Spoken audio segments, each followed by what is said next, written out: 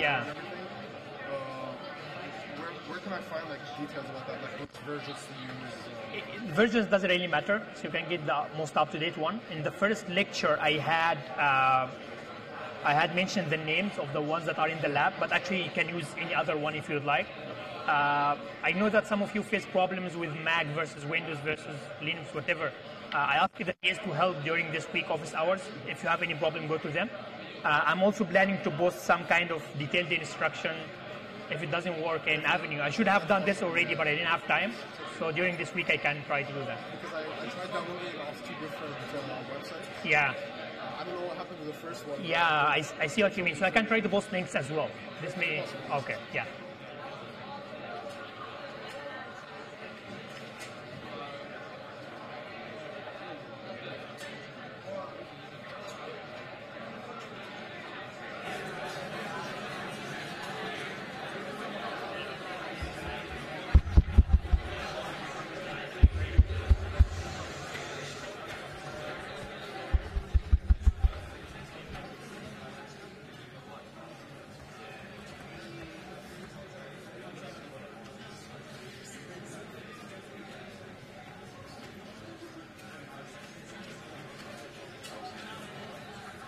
Okay. So welcome for another lecture for 2SH4. Today we are going deeply more into the details on writing programs, and also labs are approaching. So I guess you should start looking into the code yourself. I know that I promised some of you to post some instructions for those who are facing problems for getting the compiler in their own laptop. This week we actually have office hours for TAs. This is already posted on Avenue. Make sure you actually check Avenue maybe daily or like on a regular basis, because all the information are posted there, right? So this week we will start office hours. If you have any problem getting the compiler in your own laptop, this is the time that you can utilize to go to the TA and actually help you, right? Something I can try to do as well is to post some links on Avenue itself to make sure you get the correct version, like for Mac, Windows, Linux, whatever. I'll try my best to do this either today or tomorrow. But in case, if you have any problem, go to the TAs, they will help you. Good? Okay. Last time we discussed how to actually write a very simple program, and it's as if we almost discussed the main function and only 2 things, the printf and scanf, to read something from the screen, write something into the screen. And to use printf and scanf, we needed the studio.h file from the C library, right? This is the only thing that we almost did last time, but also we explained the compilation process of the C language, right? So the compilation process is nothing that will help you in writing programs, but it's a very fundamental concept that you need to know to actually understand what's going on behind the scene. Good? So today we are going more into the syntax of the language itself and write more programs. Good. So the first thing is variables. And last time we dealt with the int x variable. We defined an integer variable, right? So today we are touching more on this. For variables, basically, again, we don't have actually. So to write a variable in Python, I know you all know Python, right? From the first year. In Python, you don't need to define a variable before using it, right? The same thing in MATLAB or most interpreter languages are like this, because the way they define variables is actually the first time you use them, they are going to assign the right variable for you. Good? And actually, in even some other, I'm not sure about Python, I don't remember, but in other languages, you can actually use the same variable name for different types. And the language is intelligent enough to enable you to redefine the type of the variable each time you use it, right? In C, again, it's a strict language. You have more control, but again, you have more responsibilities. So you cannot use the same variable for different types. You cannot say int x and double x from the same time. You cannot do this. The compiler will give you an error. Right? The other thing is you cannot use x equal something without defining x. You need to define the variable before using it. So the way you define a variable, last time we did something similar to this, right? Basically, this is, what is this? What is the purpose of writing int or float or double or something? That's it. Yeah? It's the variable type. That's true. So basically, you define the variable type, right? So here it tells you that you need to define an integer, and then actually, this is a reserved word for the C language, which means int. It's going to be translated as an integer. You define a variable. This is a variable type, and it gives you some constraints. It has to be in some computers 16 bytes, and some other 32 bytes based on your machine width. And basically, they only do variables. For example, you cannot do something of x equal something of 2/3 or 0.6. This doesn't work because this is not an integer, right? This is a floating point number. Good. So what a variable type does is actually gives you what is the width of. Let me just go here. It gives you what is the amount of memory needed to store this variable in the memory. So for example, in case of int, you know you are going to define either 16 byte or 32 bytes in the memory. And this in C language is actually reserved for you once you define the variable. So I did int x. What is going to happen behind the scene is you will go to the memory, like the hardware will go to the memory, reserve a 32 byte for you. Good? What will be there? So once we write this, what will be in these 32 bytes? Can someone imagine? Just guess. I defined or reserved or booked a space for me in the memory of 32 bytes. What is written there? I didn't actually assign anything to x yet. Can you imagine? Can you think of something?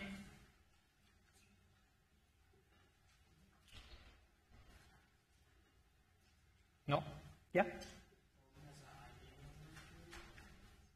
Who is talking?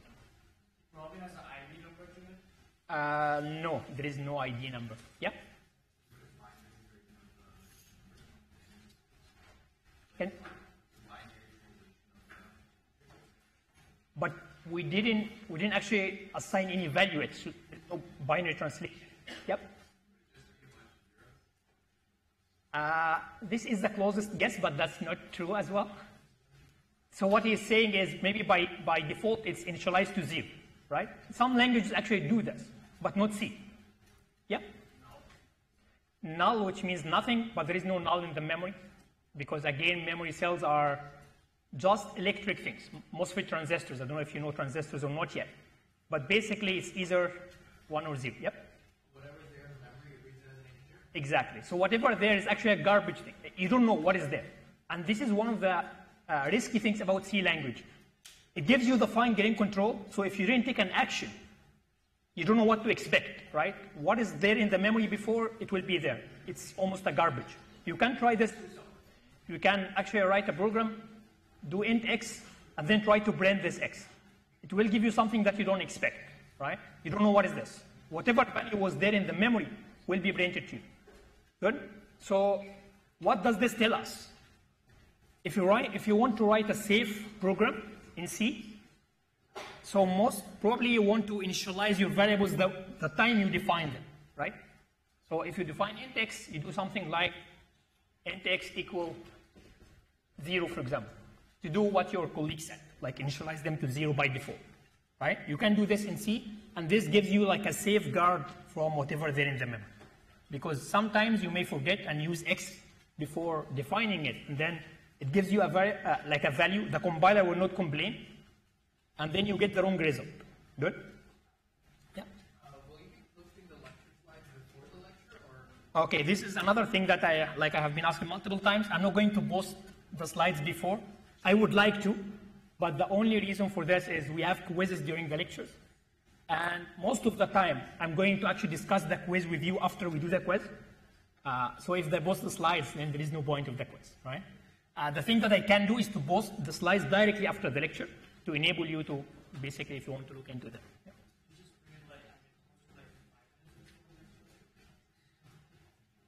Yeah. If it's just 5 minutes or 1 minute, doesn't really matter, right? Because that means you can just open them and look into the quiz and then know the answer, right?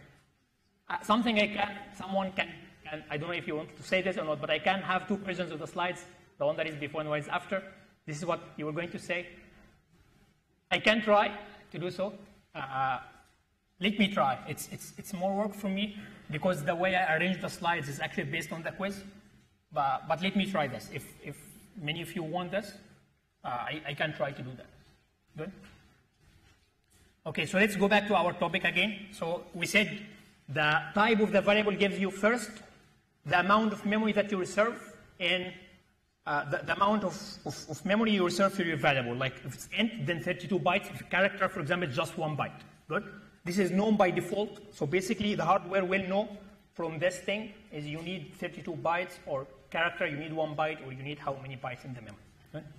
The second thing is what are the set of possible values? We said, for example, for int, you cannot do something of that sort. So once you define a variable, you actually limit yourself for a specific set of values you can assign to this variable, right? I guess it makes sense. And then the third thing is what are the operations you can perform in this variable? For example, if you define an integer, then you have certain type of operations, math operations. For example, if you define a Boolean variable, then you have like and or logical bitwise operations, right? So based on the variable type, you have a predefined set of operations you can perform in this variable. Good?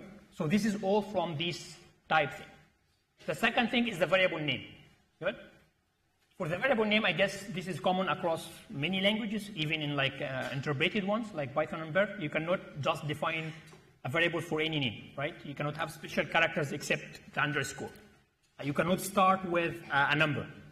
You can have lower and upper cases. And the thing to know about C is actually it's case sensitive.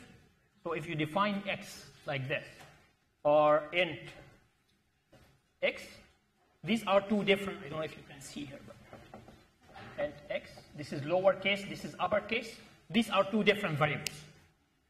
But you shouldn't be doing this, right? This is very risky because the compiler will be able to actually identify or distinguish between them, right? But you will not be able to while actually writing the code, especially if you have a big program. Make sure you write your variables in a meaningful way. Don't write first trial, second trial, like 1,000 trial, or like anything of that sort. Don't try this. This is like more of a programming practice, and we will be touching on those once we move in the course.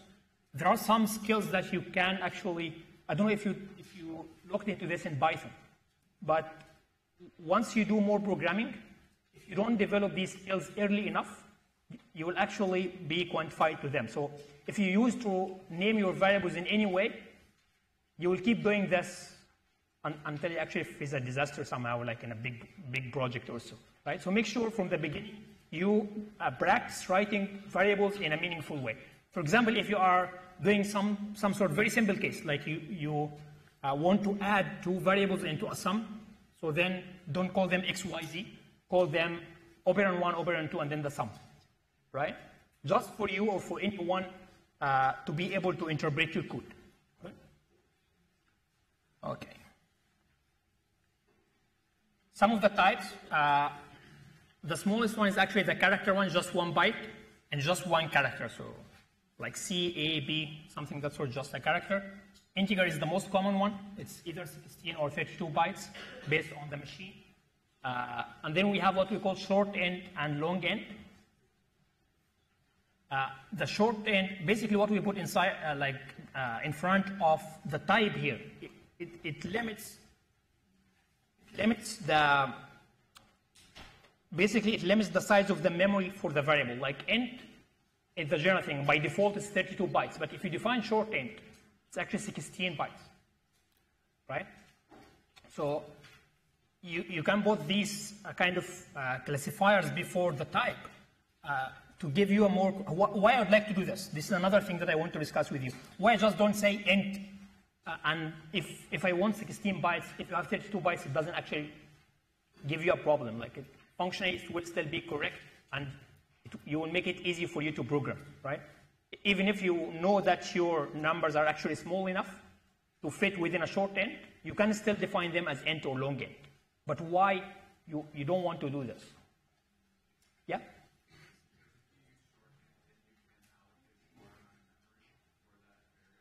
Exactly. So this is memory handling thing. And if you look, even if you look this up in the internet, handling memory in C is one of the biggest problems. When we come to Java, we will not find this problem because Java has what they call garbage collection. So they handle memory behind the scene. In C, again, you have fine-grained control, so you have to handle the memory yourself.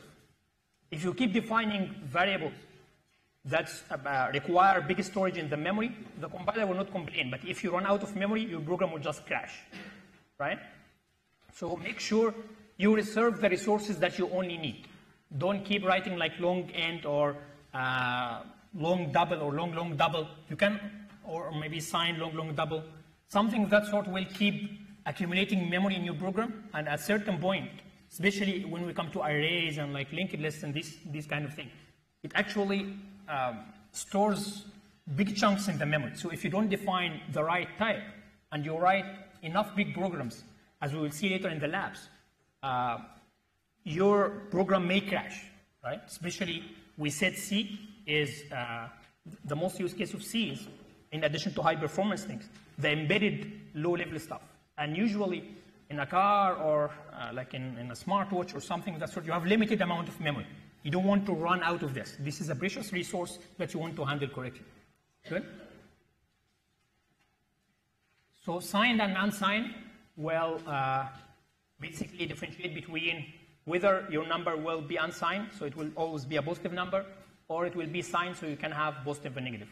What is the difference between this? I know that this is actually a theoretical thing, something just before you guys get bored. We will keep talking about some theoretical stuff, but later in the lecture, we will actually see some examples, right? So this may be boring. Just try to focus as much as you can, and then we will see some kind of applicable examples to this. So for signed and unsigned, assume about integer, for example. So you have, let's say you have a 32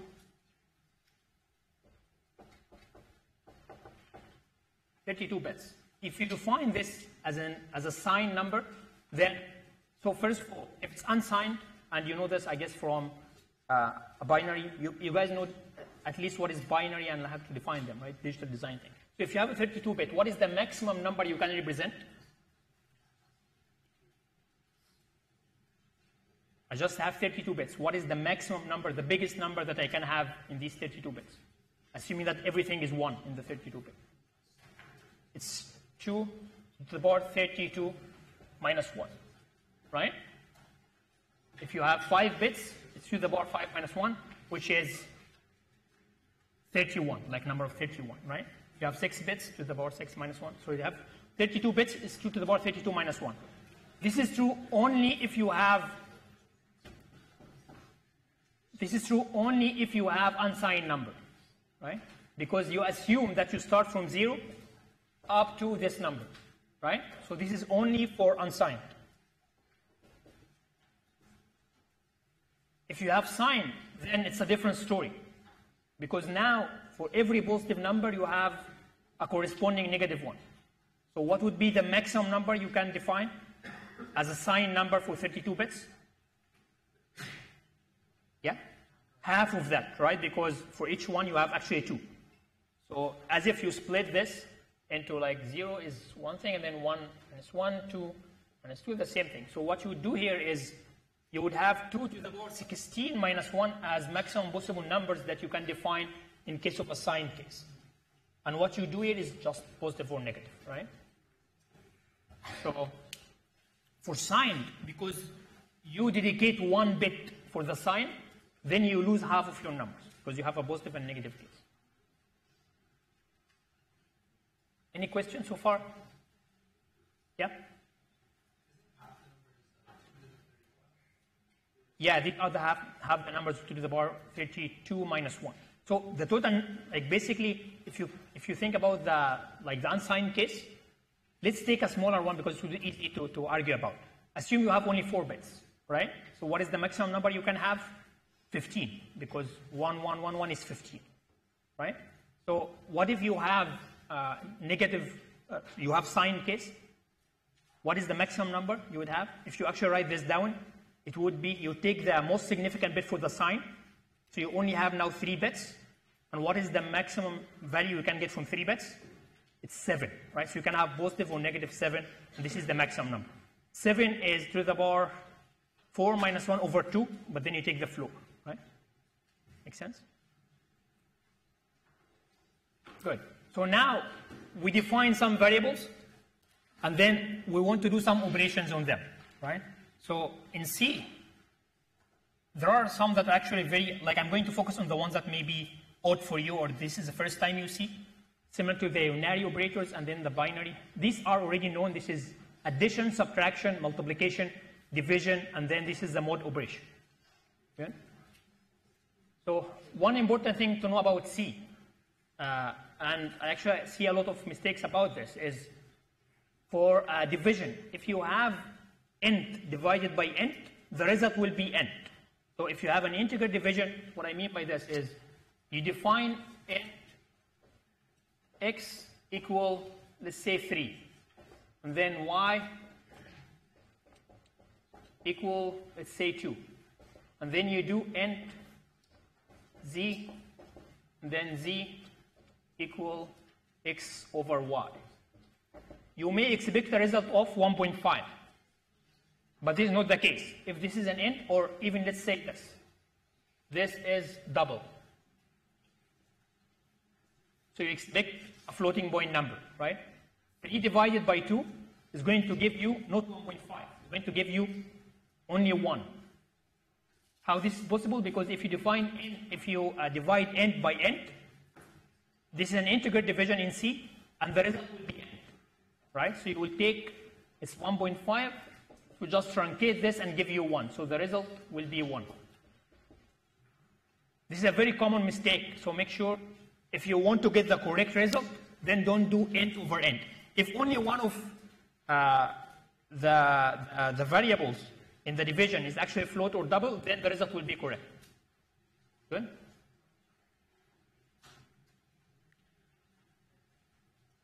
What else? Yeah, what is the order of the evaluation? The order is the same one as common like almost in any language, so if you know this, yeah. Does it always round down? Yeah, it's always if both are integer. Yeah, so it will not give you 2, it will give you 1, right? It will always round down or truncate. Any other question? Yeah?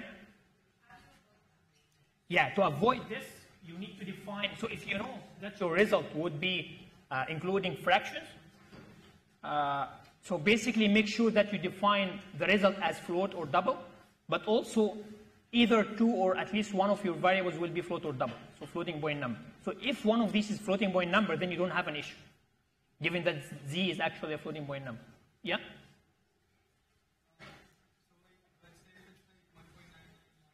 It doesn't really matter. It will always give you 1. So it will always truncate. Yeah? Or round down. Good? Okay, so now what is the order of this? As I said, the order is the same as any other language. Basically, division and multiplication has precedence over the addition and subtraction. So here what will happen is you divide, and like left is basically you start from the left, so you divide 7 by 9, and then the result will be multiplied by 3, and then you add. I guess you guys know this from Python. Right? So if we look here, so this is the precedence table. You know this by practice, so you don't need to actually memorize any of these. But as I said, something to know is division, multiplication, and mod operation are actually having higher precedence than the addition, subtraction. And then all the arithmetic ones are having higher precedence than the assignment or the logic operations. Something that is new in C is these operators, and we will see this later, but basically these unary operators, which unary means they take only one variable, have a higher precedence than any other one. So let's look into these because these are new ones. Assignment, that's okay. Before this, I actually want to go to this one. Yeah. So basically, something that is convenient in C is, what if you want to increment a variable? Usually what you would do, if you want to increment x, you do x equal x plus 1, right? But in C, you can just do x plus plus. This is actually equivalent to x equal x plus 1. And then there is another form of this, which is plus plus x. So we have the pre-addition or the pre-increment and the post-increment. What is the difference between this? So basically the pre-increment, assume you have something like this. y equal plus x. And x originally was 1. Can you expect the value of y? Yeah? 2. Because pre-increment is going to be actually executed first. X would be incremented and then y will be 2. Good? So if you print here, you will find x equal 1 and then y equal 2. Or sorry, I guess x will be equal to as well because you incremented this. But if you do this, instead of the pre-increment, you do the post-increment, x will still remain 2 because you already incremented x, but the incrementation happened after the assignment because it's post-increment, so y will be 1. Why? Because you do the assignment first and then the post-increment. So basically, and this is actually used a lot in loops, as we will see, in for loops. If you want to increment your iteration variables before the loop or after the loop, right? So you will see this a lot. Just to say it clearly again, pre-increment will perform the increment by 1 before the actual assignment itself. Post-increment will do the assignment and then increment the variable. Good? Another thing here that is building on top of that is, I said here if you want to increment x by 1, you just do x plus plus. Another form of convenience in C is you can do what we call loaded assignment. So you can do something of that sort. X plus equal 1. This is totally equivalent to x equal x plus 1. If you do this in a 2 variable thing, so here, you can do y plus equal x. This is equivalent to y equal y plus x. So basically you want to add a variable to a sum, right? So you can easily do this in like the loaded assignment. X or plus equal something, right? At the beginning, maybe you don't use this a lot because it may be hard to reason about. You can just simply use the simple assignment thing. But over time, if you use this, you will find them very convenient, actually. Huh? Any question? And in addition to the loaded adding assignment, you also have loaded subtract. So x minus equal 2.5 is actually equivalent to x equal x minus 2.5, right? The same thing with division, multiplication, and then mod operation. Good? Okay.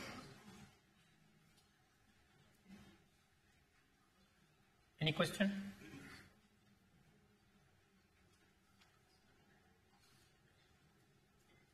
Here for unary operations, you can do this for a variable, but you cannot do this for a number. And the reason for this is we said this is going to add something and then store the result into a place in a memory. But 5 is just a number. It doesn't have a storage in a memory, right? Variable like x here means you have a location in the memory that is dedicated to x, right? So you are going to add x plus 1 and then store the result in x. But here, I'm going to add 5 plus 1 and then where to store the result? There is no place in the memory that is actually assigned to this expression, right? This is why it's actually illegal, right? Does this make sense? Because you need a place to store this. This is also illegal, and the reason for this is x plus 3 will give you a number, and now this number is going to be added plus 1. So again, you cannot do the unary operations in a number. You need to do this in a variable, right?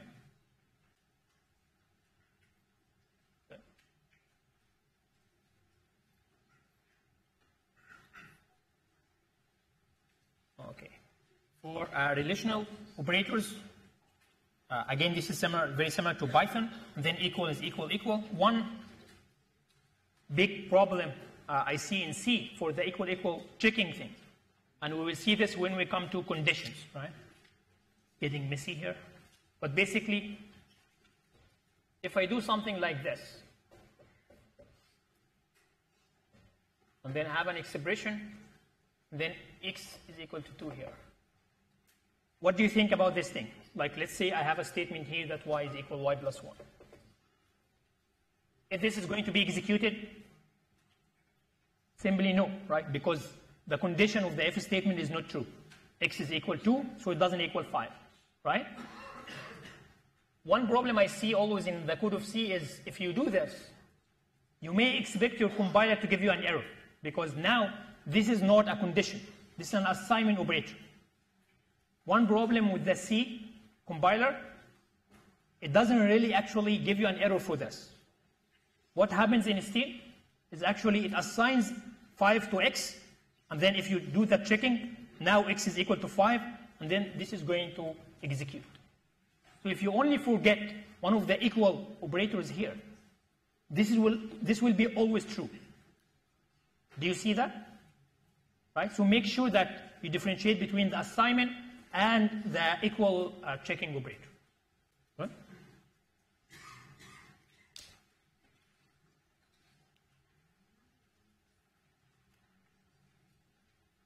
So for the not, because if you do conditioning, then you also need to do whether it's like you can also need the and, or, and not logical operators. So for the not, it's done as this exclamation mark, and then basically it gives you the opposite of the condition. So if it's true, it gives you a false. If it's false, it gives you a true.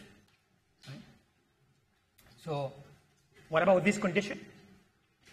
If I write this, is that true or false? It's true, right? Because 7 less than or equal to 6, that's false, but then not false is true, right? And this is the logical and logical or. You guys know and or gates, right? Basically, and means both expressions have to be true, such that the full expression is true. And then for the or, one of them at least should be true, then your overall expression should be true, right? And this is the same semantic from Python, so you don't, not actually new for you. So what about this one?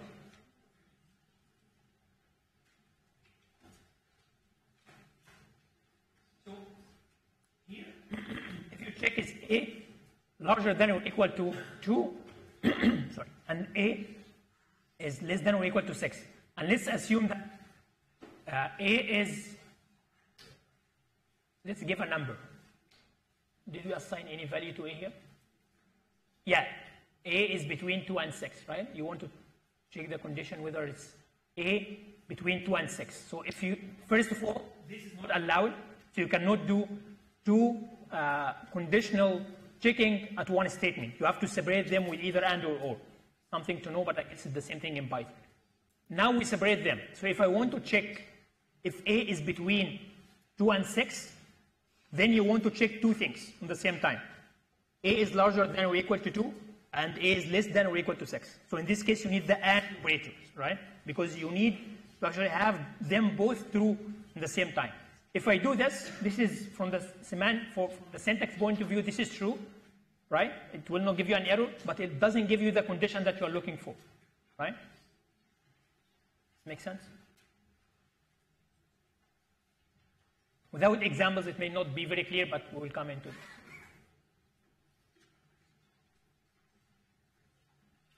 Okay, so last time we had this. This is basically the template. You only have the main function here, and then you write something, and then you return 0 because you need to return something as an integer, right? So now, here I show you some examples of what should be a correct variable declaration and a wrong one. So what is wrong with this line? First of all, let's see this one. This one is correct because you can define multiple variables on the same line in C. So if all of these are actually unsigned int, it's allowed to do this. Right? So here, as if you write unsigned int day, unsigned int month, unsigned int year. Good? But you define 3 variables in one statement. Good. What about this one? Why this one is incorrect? Yeah? Yeah, there is no semicolon here. You have, after you are done with all your variables, you have to end your statement with a semicolon. Good? For the float thing, this is allowed, and the difference between this one and this one is actually you can have some numbers given that it's not the first letter in your variable name. You can write whatever numbers you have here. But this is not allowed. Why? What is the reason for this? Yeah?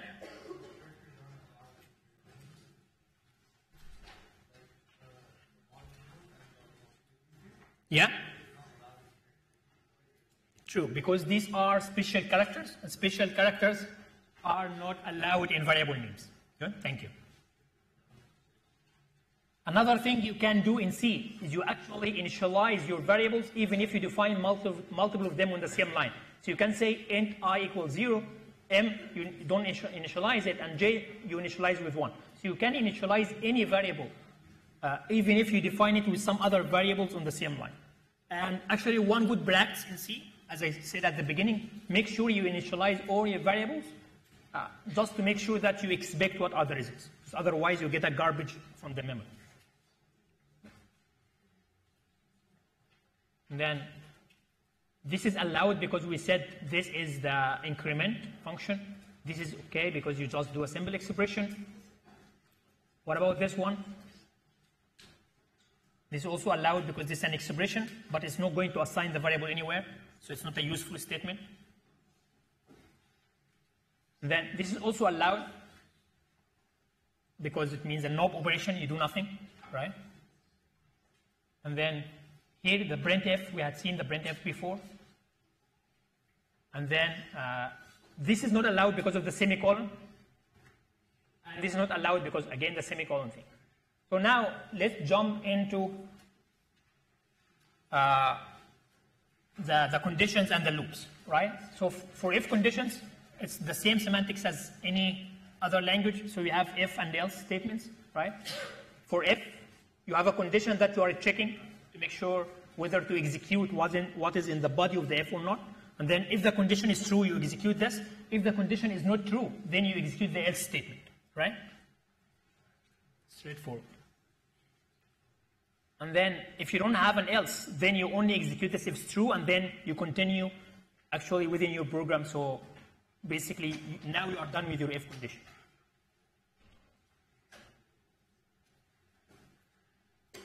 One example here is, here if x is less than y, and then you assign z, you assign x to z, and then you print z. And then else, z equal to y, and then you print the z thing. What does this do? It actually assigns z the smaller number, right? So you take, this is as if you are doing a smaller function. You take the least of both, right? So if x is less than y, then z will equal x, otherwise z will equal y. Another way to write this is actually have only one if statement, assign one of the variables to z, and then compare this, and then assign the other one only if it's less. What I mean by this is, assume that x, I should bring my own, so assume that x is equal to 2, then y is equal to 3. Here x is less than y, right? So what is the final result of z here if you print it? What you will see in the screen? What is the value of z? 2, right? Because it compares, the condition is true, then you execute this one, and then you print it. This is not executed. What I'm saying here is this is exactly the same as this one without using the else. Why? Because you begin, these are only two variables, right? So you can begin by assigning z to one of them, and then compare it with the other one. And only assign it to the other one if it's less, right? It's going to give you the same result. Good. You can also have a nested if else, again similar to Python. So you can have here if condition 1. If condition 1 is false, you ignore all of this, and then you execute the else, which is action B. But if condition 1 is true, now we have a more involved, so these basically are sequential conditions. You check condition 1, but you want to do something else to check before actually executing action C and D. So in another word, look, basically statement 3 or action C will be only executed if what? Condition 1 and condition 2 are true. condition 1, condition 2 are true, right? But if condition 1, maybe we have a truth table here.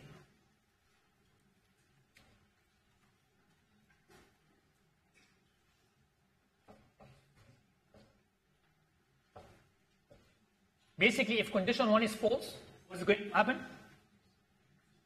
It doesn't really matter what is condition 2. And then action B is executed, right?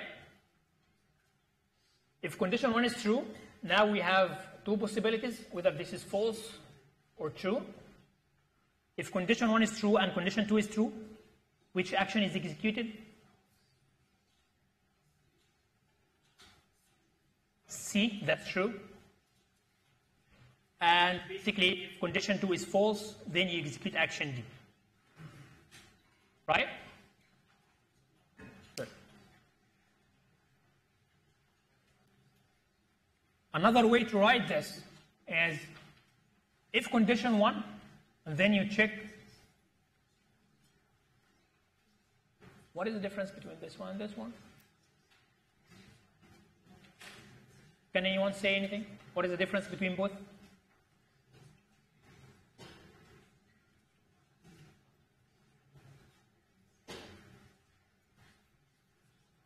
A bonus mark? Yeah?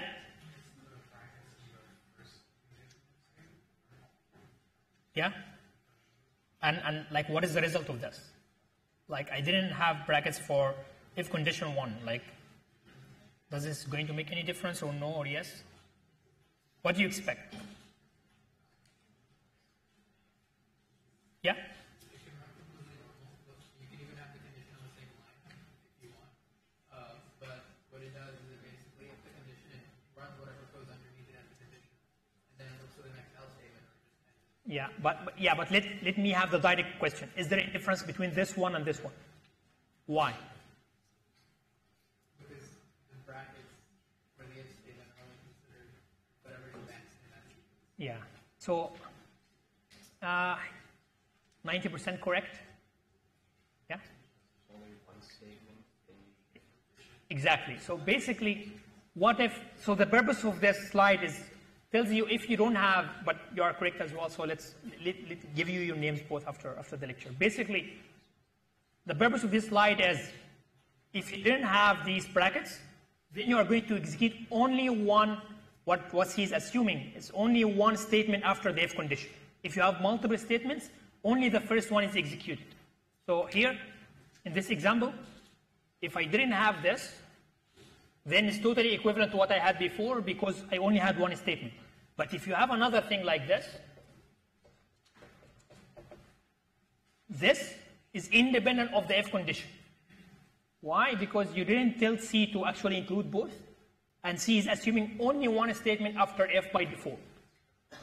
Is that clear? Why this actually didn't make a difference here? This is a trick, because if condition is considered as a whole as one expression, right? So if you look here in this if condition 1, if condition 2 with its else is actually one statement in C, right? So this is all considered as one statement, and then actually there is no difference between these two. Are you confused? Is that clear? Any question? So two things here.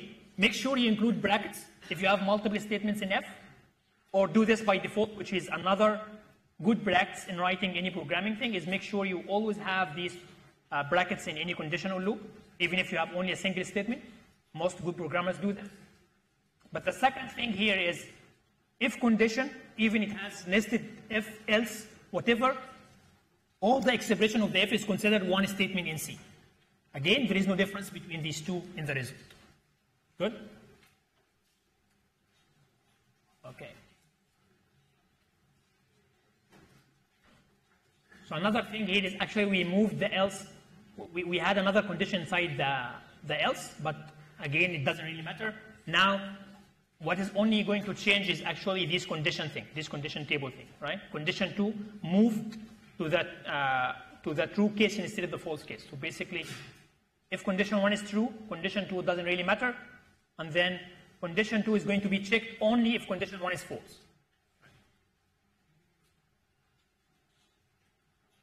So this is F. What about for and while loops, basically? Again, in loops, similar semantics to Python. You also have a condition or expression to check. If the condition is true, you go inside the repetition or the loop, right? And you have different forms of loops. One question that I have to you is, why do we have loops in programming? Why do I need this?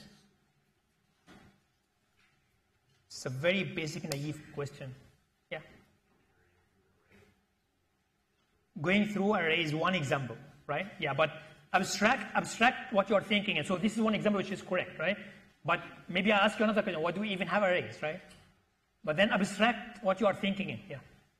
To repeat the same action over and over again for a set amount of time or for infinite. Yeah, good.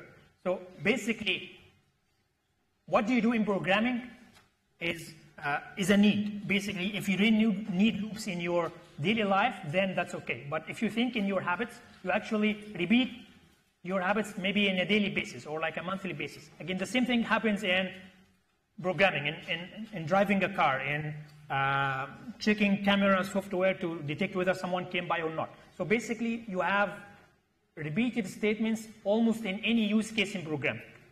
This is why they actually invented this repetition thing. You need this because always you need to do the same thing again and again. Good?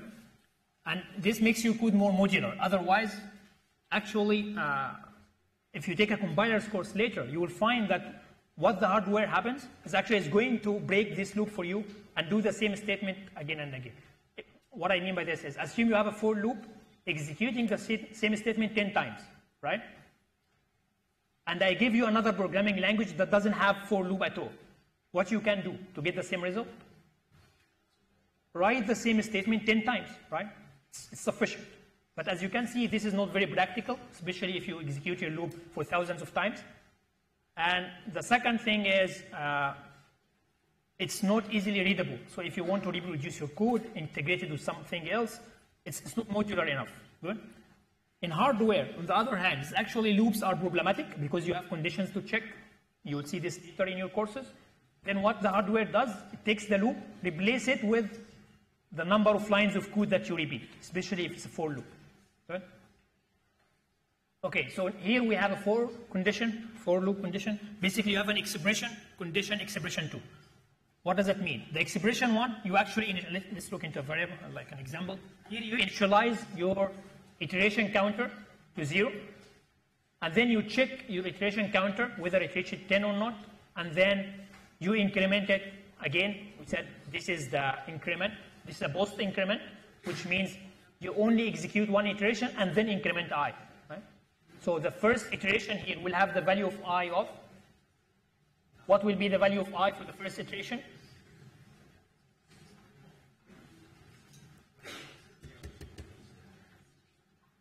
What is the value of I in the first iteration? Yeah? 0, right? If I actually did this plus I, then the first value would be 1, because you increment before you jump into the loop. Good.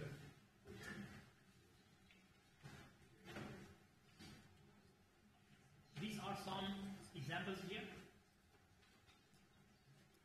So all of these are actually equivalent. It does the same thing. It prints 20 stars. The first one, you start from 0, and then you increment afterwards, and then you stop at 19. So you print from 0 to 19, which are 20 occurrences, right?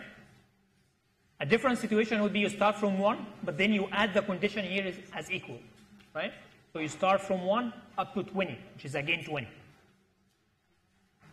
Or, on the other hand, you can actually do the same thing in C. You start not necessarily from 0, you start from 20, and then you go down into 0. Good? So 20, 19, 18, whatever. Good. Okay, so here, can someone say how many stars we are going to print?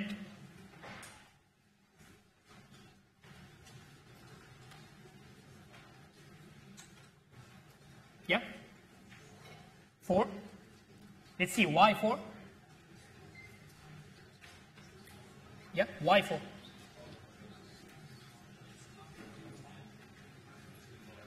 So you will do 0, right? And then you will do 2, then 4, 6, then 8. 5, right? Good. Thank you. Okay. We still have 1 minute. So I'm going to finish this because next time we're going to focus on the examples because this is very boring. So let's just finish this today, okay? While is very similar.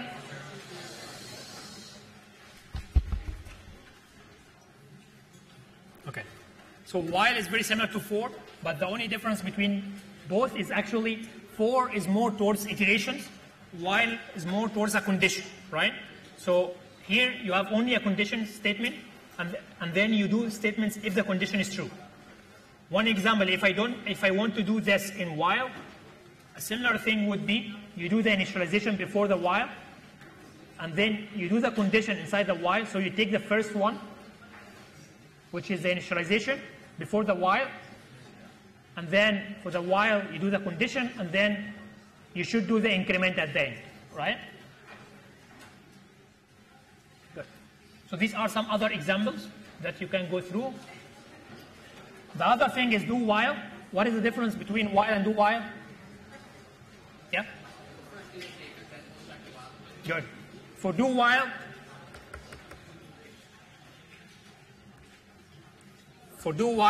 I always execute one iteration before checking the condition. So even if the condition is false, I'm going to execute this once. If you look here in the flow chart, basically you execute the statement once and then go and check the condition. Good. And while the condition is false, you never execute the statement, right? But in do, you execute the statement only once. Good. And here are some of the examples in while. It's very similar to the while case, but basically here you initialize by 1, and then you have the condition at the end,